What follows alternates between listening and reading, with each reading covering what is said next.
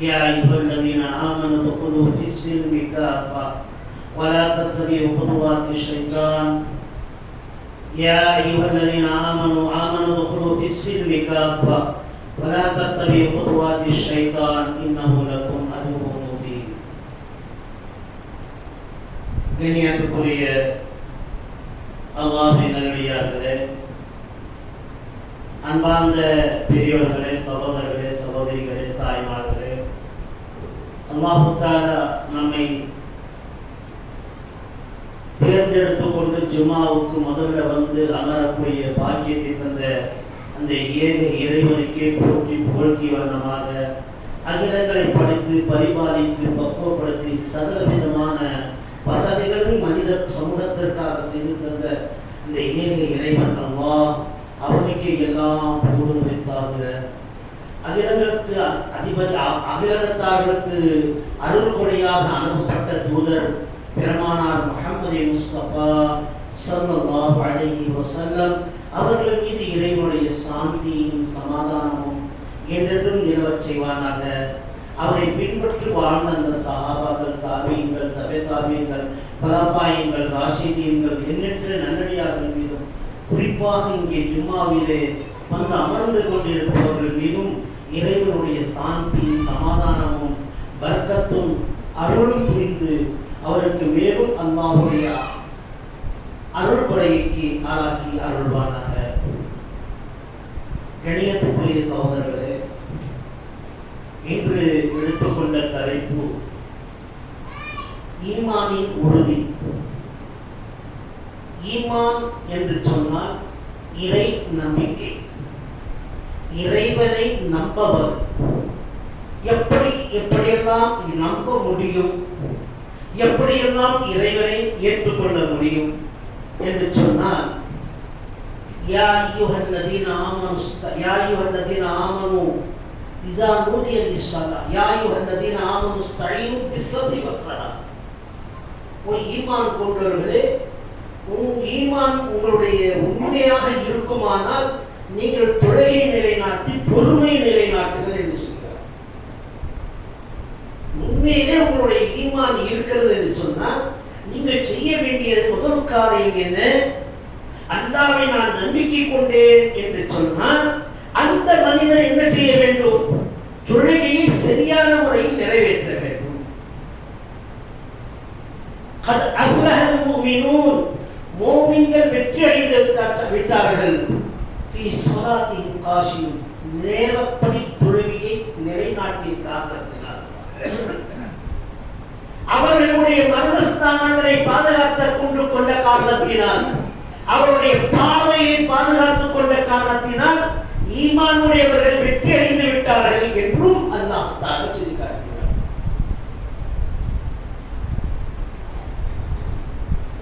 அந்தந்த நேரத்திற்கு அந்த தொழுகையை நிறைவேற்றக்கூடிய நேரத்திலே அவனுடைய ஈமானுடைய உறுதி அதில் வந்து விடுகிறது. அவன் சக்காத்து கொடுக்கும் போதும், அவனுடைய வியாபாரம் செய்யும் போதும் சரி, அவன் நடக்கக்கூடிய நடையிலும் சரி, அவன் பார்க்கக்கூடிய பார்வையிலும் சரி, ஈமான் நிரம்பி இருக்கிறது என்று ரசூலுல்லாஹி ஸல்லல்லாஹு அலைஹி வஸல்லம் சொன்னாங்க. வியாபாரத்தை இப்போ தொழுகைக்கு வந்தோம், ஜும்மாவுக்கு வந்தாக்கா சும்மா உட்காரணும் அப்படின்னு, அது ஈமான் உறுதிப்படுத்திக் கொள்கிறது. அமைதியா உட்கார்ந்து சைலண்டா இருப்பது, ஒரு குச்சி கூட அகட்டி போடாமல் இருப்பது. அதே போன்று ஈமானுடைய ஒவ்வொரு உறுதியும் இருக்கிறது. கிப்லாவை நோக்கி அமர்ந்து ஈமானை பார்ப்பது, இமாம் எதை சொல்லுகிறார்களோ அதை பார்ப்பது, தலைக்கீழை சாய்க்காமல் இருப்பது. நாம பார்க்கிறோம், ஏன் மிம்பர் உயரமாக கட்டப்படுகிறது? மிம்பர் இருக்க அது உயரமானது எதற்கு காரணம்?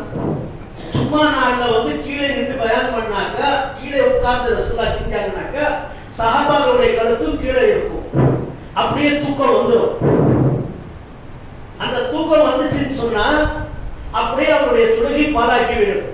இதுக்குதான் ரசூலுல்லாஹி ஸல்லல்லாஹு அலைஹி வஸல்லம் நீங்கள் மிம்பரை அவர்கள் உயரமாக ஆக்கியிருந்தார்கள். எந்த அளவுக்கு என்று சொன்னால், ஒரு மனிதன் ஏறி தாவி அமர்ந்து கொள்ளக்கூடிய அளவுக்கு தான் மிம்பர் இருந்தது அல்லாஹ்வுடைய தூதருடைய காலத்தில். அவர் வயசான காலத்திலே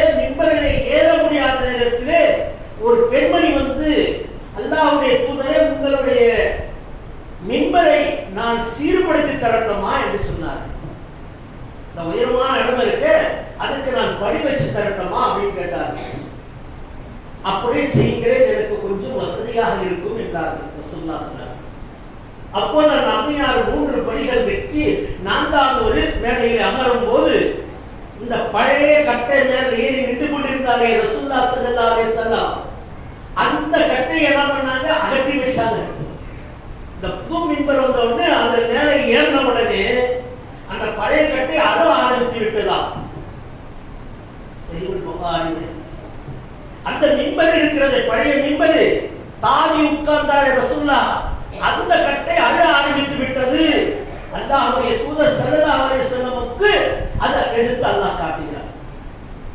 இந்த செய்தியை நாம் நம்ப வேண்டும். ஏனென்றால் சஹீஹ் ஹதீஸாக இருக்கிறது, இது நம்ப வேண்டும்.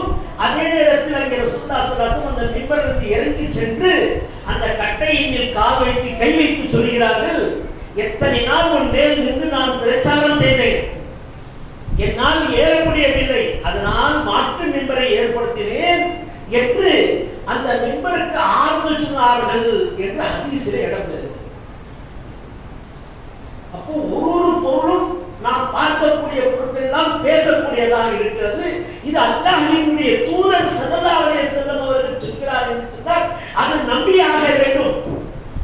நபிகள் நாயகம் ஸல்லல்லாஹு அலைஹி வஸல்லம் ஒரு நாள் பள்ளியிலே உட்கார்ந்து கொண்டிருக்கிறார்கள், பயான் செய்து கொண்டிருக்கிறார்கள். அந்த சந்தர்ப்பத்தை பார்த்து ஒரு குருவி வந்து கத்துகிறது. அது கத்தக்கூடிய சத்தத்தை ரசூலுல்லாஹி ஸல்லல்லாஹு அலைஹி வஸல்லம் தெரியாது. குருவியுடைய பேச்சுகளோ, காகையினுடைய பேச்சுகளோ, ஒட்டகங்களுடைய பேச்சுகளோ கேட்க தெரியாது. அவர் சொன்னவங்க பேசுவதற்கும் வாய்ப்பு கிடையாது. அல்லாஹ் அவர்களுக்கு அறிவித்து தருகிறான்.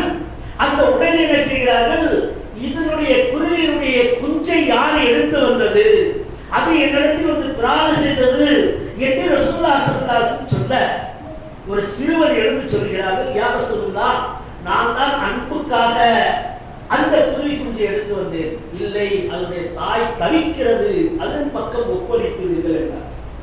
இது ஈமானுடைய அம்சம்.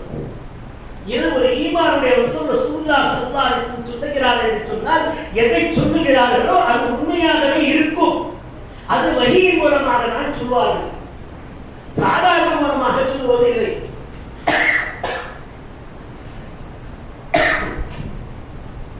அல்லாஹ்வுடைய தூதர் ஸல்லல்லாஹு அலைஹி வஸல்லம் அவர்கள் நடந்து சென்று கொண்டு இருக்கிறார்கள், வெளியே நடந்து சென்று கொண்டு இருக்கிறார்கள். அந்த சந்தர்ப்பத்தில் அல்லாஹ்வுடைய தூதர் ஸல்லல்லாஹு அலைஹி வஸல்லம் ஒரு ஒட்டகத்தை பார்க்கிறார்கள். அது கட்டி போடப்பட்டு இருக்கிறது. அல்லாஹ்வுடைய தூதர் ஸல்லல்லாஹு அலைஹி வஸல்லம் அந்த ஒட்டகத்தின் மேல் கை வைத்து, இந்த ஒட்டகம் யாருக்கு சொந்தமானது என்றார்கள். அல்லாஹ்வுடைய தூதரே, எனக்கு சொந்தமானது என்று அந்த சஹாபி அந்த ஒட்டகத்துக்கு சொந்தக்காரர்கள் சொல்கிறார்.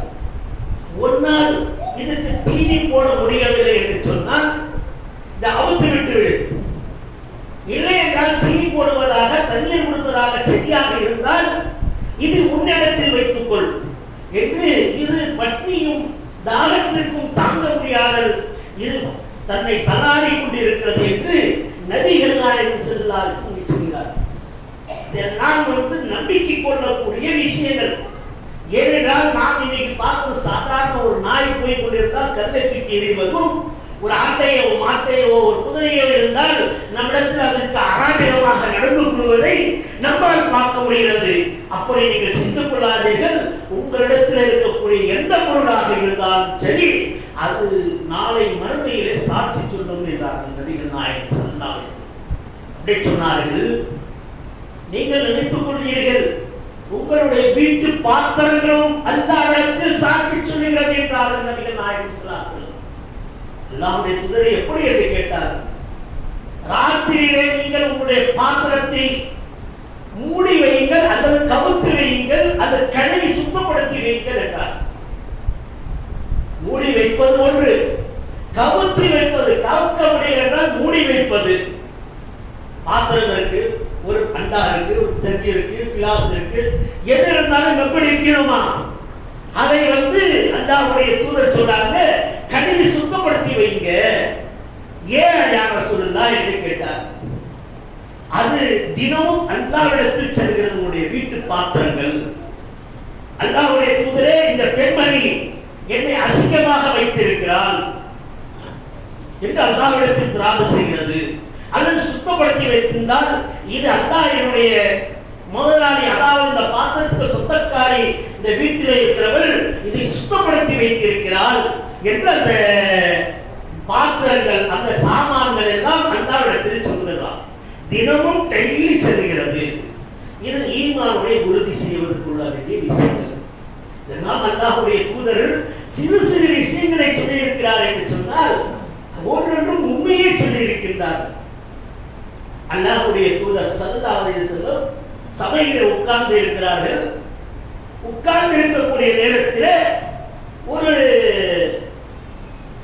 அப்படியே உட்கார்ந்து இருக்கிறார்கள். ஒரு அல்லாஹ்வுடைய தூதர் ஸல்லல்லாஹு அலைஹி வஸல்லம் சபையில உட்கார்ந்து இருக்கிறார்கள். அந்த சபையிலே உட்கார்ந்து இருக்கும்போது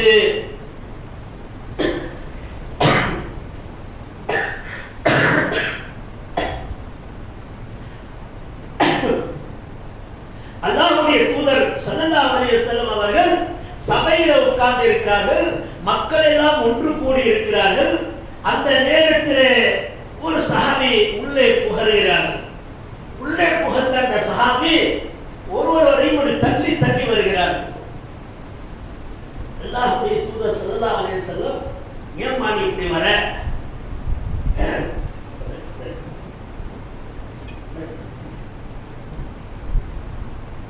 ஏன் இப்படி வர? நீ ஒரு தள்ளி தள்ளி அப்படின்னு கேட்கிறார். அல்லாஹ்வுடைய தூதரே, நான் முன்னாடி வந்து உட்காரணும். முன்னாடி வந்து முன்னாடி சமூக நீ வந்தேன்னு சொன்னா முன்னாடி உட்கார்ந்துக்க, பின்னாடி வந்தா நீ பின்னாடி தான் உட்கார்ந்துக்க. அல்லாஹ்வுடைய தூதர் ஸல்லல்லாஹு அலைஹி வஸல்லம் இப்படி ஒரு விஷயத்தையும் கண்டித்து சொன்ன இந்த சிறு சிறு செய்திகள் தான் நன்மையாக மாறிவிடுகிறது.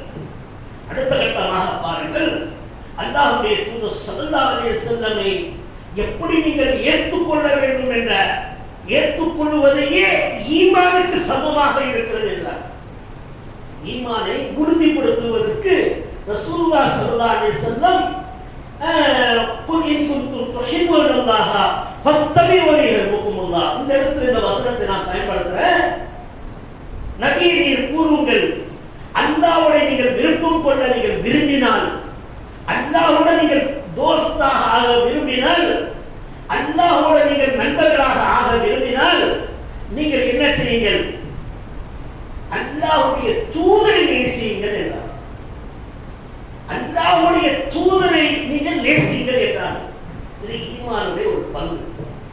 அல்லாஹ்வுடைய தூதர் ஸல்லல்லாஹு அலைஹி வஸல்லம் சபையில உட்கார்ந்து இருக்கும்போது ஒரு சஹாபி உள்ள வருகிறார். வந்தா சப்பல் போடக்கூடிய இடம் இருக்கிறது. சப்பல்கள் விடுறாங்க இல்லையா, அந்த இடத்துக்கு வந்தா ரசூலுல்லாஹ், அந்த சஹாபி உடனே ரசூலுல்லாஹ் சொல்றாங்க, உட்கார்ந்துருங்க அப்படின்னு சொல்றாரு. பயான்ல பேச்சுக்கு போறது இல்லையா, உட்காரணும். அவர் அங்கே உட்கார்ந்தார். எப்படி உட்கார்ந்தாரு? எந்த இடத்துல வந்தாரோ அந்த இடத்துல உட்கார்ந்து விட்டாரு. அல்லாஹ்வுடைய தூதர் கேட்டார், ஏன் நீ சப்பல் விட்ட இடத்துல வந்து நீங்க உட்காருன்னு சொன்னீங்க, உன்னை சொல்லலாமா உட்காருங்க என்ற பேச்சிலே பயானிலே வந்த வார்த்தையை நான் சொன்னேன், நீங்க உட்கார்ந்து இருக்கீங்க. அப்புறமா ரசூலுல்லாஹ் ஸல்லல்லாஹு அலைஹி வஸல்லம் சொன்னார், உள்ள உட்காரு அப்படின்னு. இப்படி அவர்கள் ஒரு பக்குவத்தை நமக்கு கற்றுத் தருகிறார். அதே போல இந்த சூரியன், சஹாபா ரசூலுல்லாஹ் ஸல்லல்லாஹு அலைஹி வஸல்லம் உட்கார்ந்துகிட்டே இருக்காங்க. உட்கார்ந்துகிட்டே இருக்கும்போது சஹாபாக்களோட பார்த்து கேட்கிறாங்க, இந்த சூரியன் உதித்ததா? ஆமா உதித்தது யா ரசூலுல்லாஹ். மேலே ஏறுகிறதா? ஏறுகிறது யா ரசூலுல்லாஹ். உச்சிக்கு வருகிறதா? வருது யா ரசூலுல்லாஹ். அது மறைகிறதா? மறைகிறது யா ரசூலுல்லாஹ்.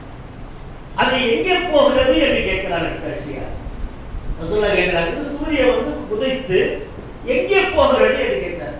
கிழக்குக்கு போகுது, மேற்குக்கு போகுது, கிழக்கில் உதவி நாய் அப்படின்னா. இல்லை இல்லையா, தினமும் அது அல்லாஹ்விடத்தில் செல்கிறது. அது உங்களுக்கு ஒரு அடையாளமாக இருக்கட்டும் என்று காட்டுகிறது. சூரியன் இருக்க இது எங்கே செல்கிறது? அல்லாஹ் சுப்ஹானஹு வ தஆலாவுடைய தர்பாருக்கு செல்கிறது, அரசுக்கு செல்கிறது என்றார். அது தினமும் கேட்கிறதா? அல்லாஹ்வுடைய இடத்துல சூரியன் எப்படி கேட்கிறது? நான் உதிக்கட்டுமா, எங்கே உதிக்கட்டும் என்று, நீ கிழக்கிலிருந்து உதயமாகு என்று சொல்கிறார். ஒரு நாள் அல்லாஹ் தஆலா அந்த சூரியனை பார்த்து அல்லாஹ் சொல்வானாம், நான் உதிக்கட்டுமா என்று கேட்கப்படுகிற அந்த காலை நேரத்திலே அன்றைய தினம் வெள்ளிக்கிழமையாக இருக்குமாம். அன்றைய தினம் வெள்ளிக்கிழமையாக இருக்குமாம்.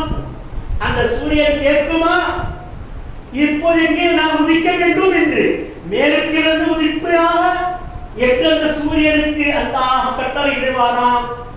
உங்களுடைய தோபா செய்யக்கூடிய தோபாக்களை அல்லாஹ் அதற்கு பிறகு ஏற்றுக்கொள்ளவே மாட்டார் என்று ரசூலுல்லாஹ் ஸல்லல்லாஹு அலைஹி வஸல்லம் அவர்கள் சொன்னார்கள்.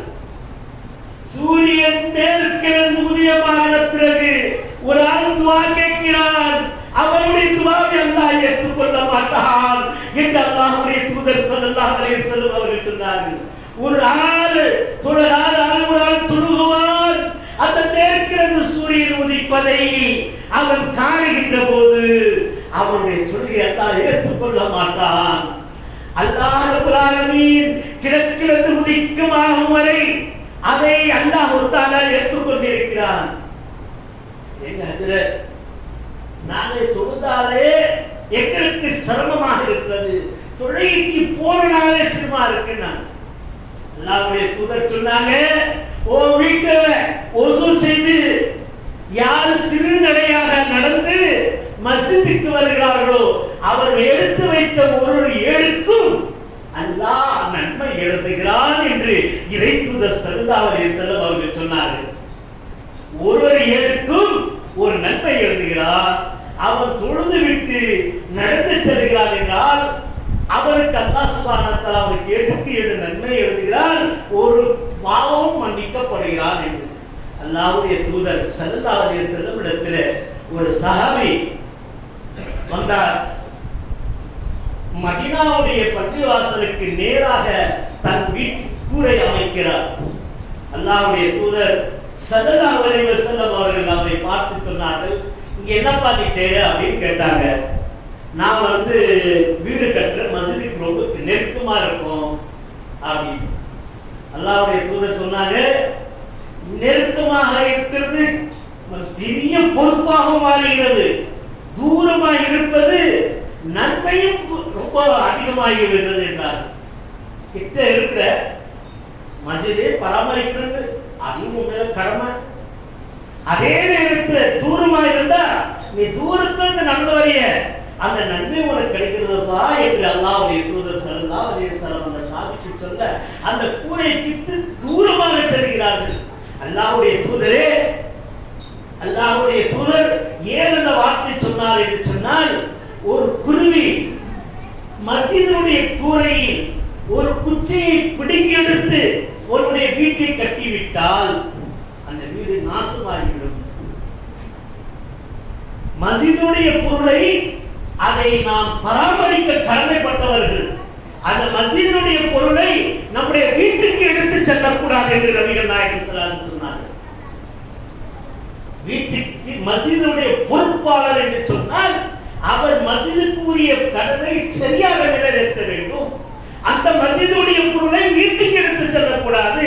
ஒரு குச்சியாக இருக்கட்டும், அந்த குச்சியே நீ எடுத்து அந்த குருவியை போய் தெரியாம கட்டுதுன்னு சொன்னாலும் கூட உனக்கு சிறப்பு வரப்பட்டுள்ளோம்.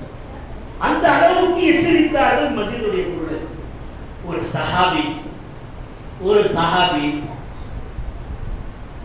போரிலே போர் புரிந்து இருக்கிறார்கள். போர் புரிந்து கொண்டு இருக்கக்கூடிய சந்தர்ப்பத்திலே அவர்களுடைய கை வெட்டப்பட்டு அவர் ஷஹீதாகிறார்கள். அவருடைய கழுத்தும் வெட்டப்பட்டது. அல்லாஹ்வுடைய தூதர் ஸல்லல்லாஹு அலைஹி வஸல்லம் அவரிடத்தில் சொல்லப்பட்டது, இன்னார் சஹாபி ஷஹீதாகிவிட்டார் என்றார். அல்லாஹ்வுடைய தூதர் ஸல்லல்லாஹு அலைஹி வஸல்லம் சொன்னார்கள், அவருக்கு நரகம் காத்து கொண்டிருக்கிறது என்றார். யா ரசூலுல்லாஹ், இந்த போரிலே அவர் மரணம் அடைந்திருக்கிறார்கள், அவருக்கா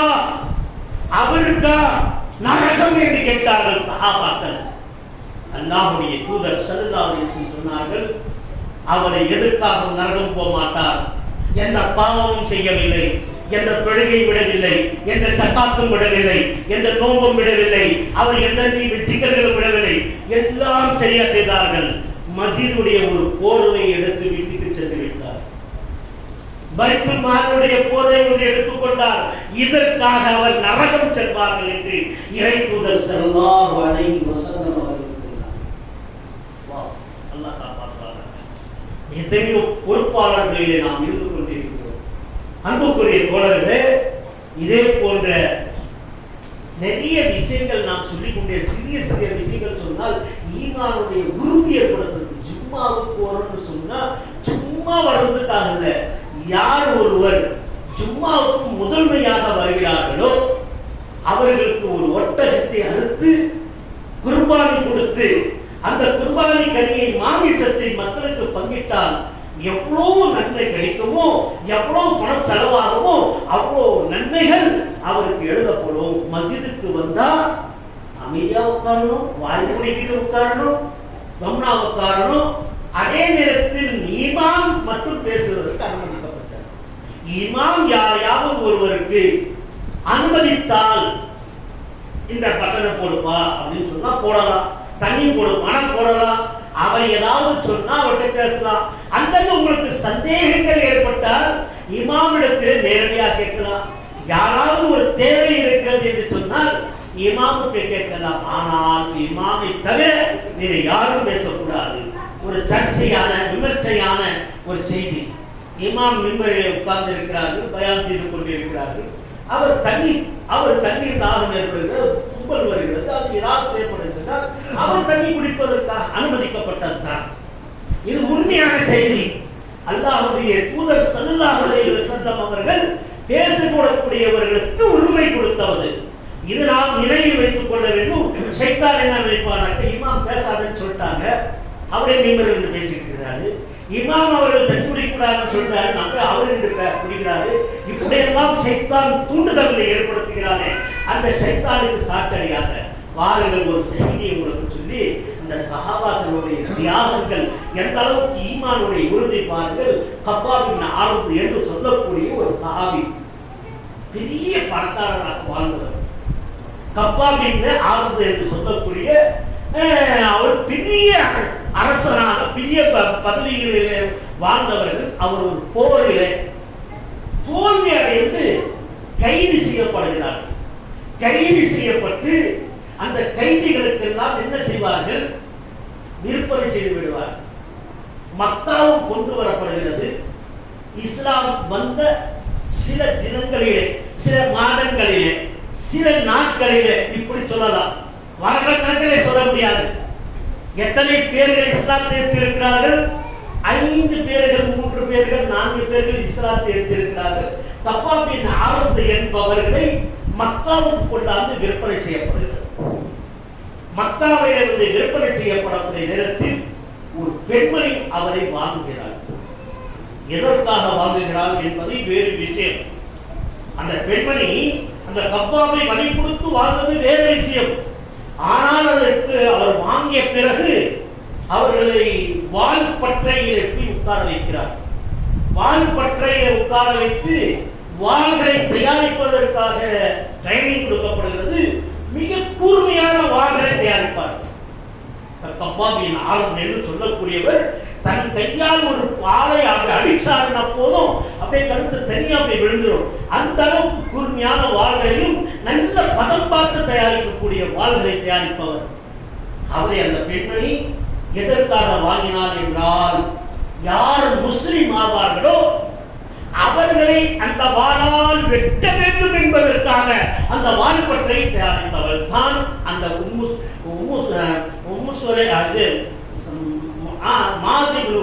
அவருடைய சஹாபாவுடைய பேர் வந்து முஸ்ஹாப் பின் உமைருடைய தாய். முஸ்ஹாப் பின் உமைருடைய தாய் தான் அந்த வாள்பற்றைக்கு தலைவி. அதிலே கப்பாப் இப்னு ஆரஸை உட்கார வைக்கிறார். கப்பாப் இப்னு ஆரஸ் நல்ல வாளை தயாரித்து கொடுத்தார்கள் மக்களுக்கு. அப்போது முஹம்மது என்ன சொல்லுகிறார், என்ன செய்கிறார், ஏன் இந்த விரோதம், ஏன் இந்த துன்பம், ஏன் இப்படி? முஸ்ஹாப் பின் உமைர் அவரும் காஃபிர், தாயும் காஃபிர், மக்கள் எல்லாரும் காஃபிர். அபூபக்கர் இன்னும் வந்தவர் பிலால், யாசர், அம்மார், சுமையா, இப்படி ஒரு 5-6 பேர் தான் இஸ்லாத்துல இருக்காங்க. அந்த நேரத்தில் கப்பாபின் ஆறுதை வலை கொடுத்து வாங்கி தயார் செய்தவுடன் கப்பாபின் அவர்களுக்கு மனசு மாறி போகிறது. என்னடா இந்த பெண்மணி இவ்வளவு வீரமாக வாழை சாதித்து அந்த முஸ்லிம்களை வெட்ட வேண்டும் என்று சொல்கிறாரே என்று அவரை பார்க்கிறார்கள். போகிறார்கள். பார்த்தால் கடைசியில அல்லாஹ்வுடைய தூதரை பார்த்து இஸ்லாத்தை ஏற்றார்கள். அவருக்கு முசீபத் சுந்தரமாதி மக்கள் நினைச்சிட்டார்கள். ஆனால் ஈமானை சுத்தி படைத்து விட்டார்கள். ஈமானை பலமாகிவிட்டது. அவர்கள் நான் வாழ் தயாரிப்பதோட இஸ்லாத்தை மக்கள் தயாரிப்பது, இஸ்லாத்திலே மக்களுக்கு தயாரிப்பது, இஸ்லாத்தை மக்களுக்கு எடுத்து வைப்பது, இஸ்லாத்தின் பக்கம் மக்களை வரவைப்பது என்று ஒரு நோக்கம் கப்பாபின் ஆறுதலுக்கு வந்துவிட்டது.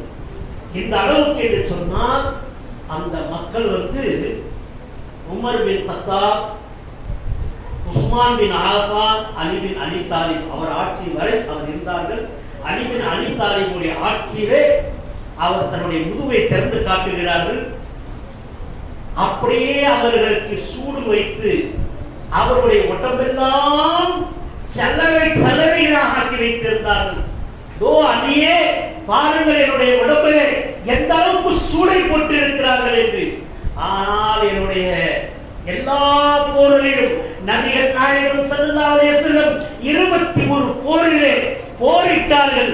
எல்லா போர்களிலும் நான் கலந்து கொண்டேன்.